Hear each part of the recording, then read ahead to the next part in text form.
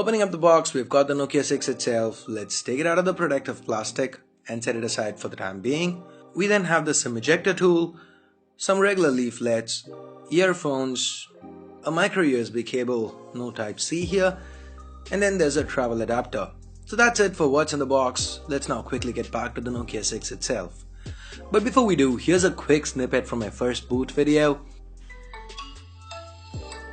Hearing that for the first time brought back memories. By the way, the Nokia 3650 was my first phone. What was yours? Let me know in the comments below. The Nokia 6 features a unibody metal design. We've got 2.5D glass to the front and a matte finish to the back. This is Series 6000 aluminium here. With its chamfered edges, the Nokia 6 screams premium. Feels nice in hand too. Quite sleek, 8.5mm thick and weighing in at around 170 grams. Let's now take a closer look at what's where. To the front, on top, we've got the notification LEDs, sensors, a earpiece that doubles as a speaker, an 8-megapixel camera, and the Nokia branding. That's followed by a 5.5-inch Full HD IPS LCD display, meaning a pixel density of around 400 pixels per inch. That's quite sharp for the segment. We've then got back and recent app capacitive keys that are backlit.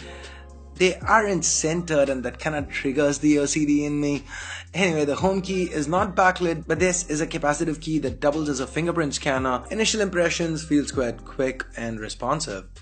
To the back, we've got a secondary noise cancelling microphone, a 16-megapixel camera with a dual tone dual LED flash and Nokia branding. I love how the antenna bands are hit here. Kinda iPhone-esque, but with the same color tone, so nice. The 3.5mm headphone jacks present up top, volume rockers to the right, primary microphone, micro USB port and the speakers reside at the bottom.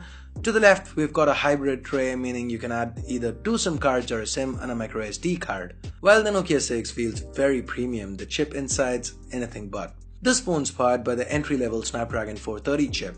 That's 8 Cortex A53 cores clocked up to 1.4 GHz each, coupled with an Adreno 505 GPU, but there's 4 gigs of RAM and a good 64 gigs of onboard storage.